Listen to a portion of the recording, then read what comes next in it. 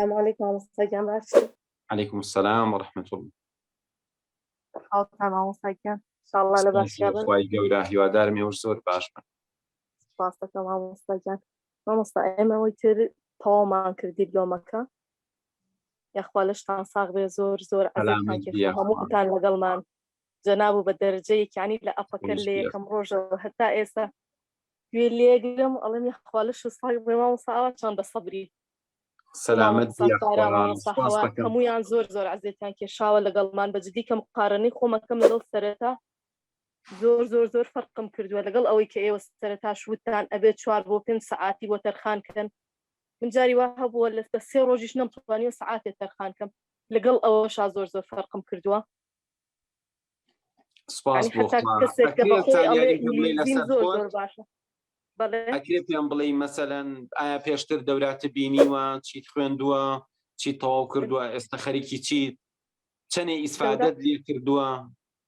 بەڵێ دەوراتی ڕسمی بڵێن دەورەی ئینگلیزی شتێکی وام نەبینی بوو بەڵام ئەمانی کە ئەپەکانی مۆبایل ئەیجێ هۆ گوێ لێ گرمجاجات و لەگەڵ دۆلینگۆش فترێک ڕۆشتوم ینی ئەگینان نەخێر دەورەیەکی وام نەبینیەوە و لە کورتکاتێ لە کۆلێژ بوو منهەجم عەرەبی بوو ئێستا منهەج بۆ بە ئینگلیزی خۆم لە خوێندنی باڵام لەبەر ئەوە بوو ینی کە پێویستم پێی بوو هاتمە ئەم دیپلۆمەوە بەتەمای ماستەر و 6 ئایڵسم ئەوێ ینی ئەو قبوڵی کە هەمە ینی بۆ ئەوەم بوو زۆر باش بووم حتا کەسێک کە بەخۆیڵێ ئینگلیزیم زۆر باشە کە لەگەڵی دانیشم جاری وایە ڕخنەیەکی لێ بڵێم ئالەویا تۆ هەڵەو کردووە هەستم بە خۆم نەکردووە ئەکسەرەڵێمەوە من لەوێ یعنی ئەوە فێر بووم لە وانەکانی سپیکین ئەوە فێر بووم.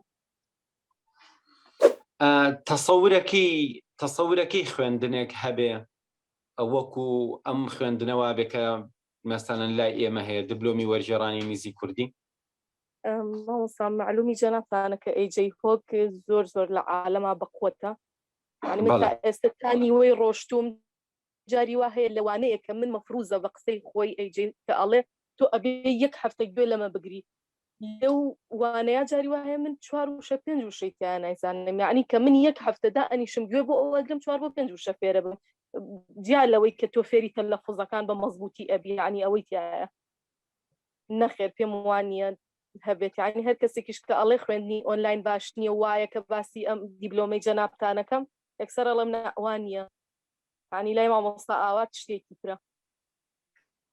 سپاس بۆ خی گەورە سپاس کە ئێوە بەوەفان ئێوە ئەمەکدارن ڕاستیەکەی خەڵکانێک ئەچن ئیسفادە لە شتەکەن و دواییش ناڵێن ئەم شتە باشە بەڵام ئەوەی کە ئێوە ئەیڵێن ئەمە زۆر یعنی زیاتر جەختکردنەوەی لەو قەناعەتەی کە من ئەڵێم میلەتی ئێمە ئەبێ خزمەتی بکەین و هیچ شتێک نابێ بمانگەێنێتەوە قەناعەتەی بڵین پێویست ناکە یان نابێ یان ناکرێت.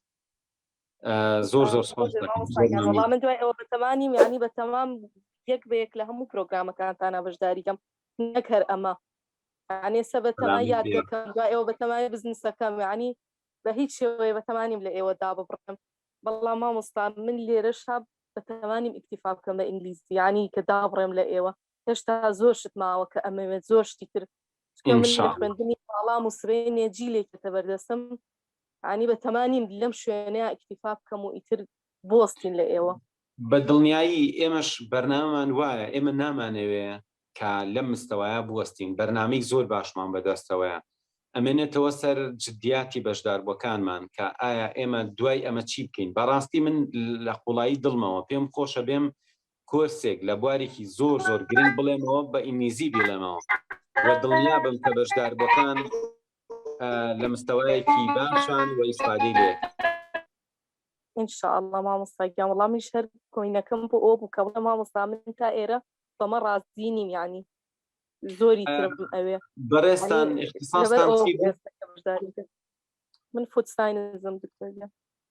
سەرکەوتوو بی ئینشاءالله سەرکەوتوو بی تەمەند درێژ بی.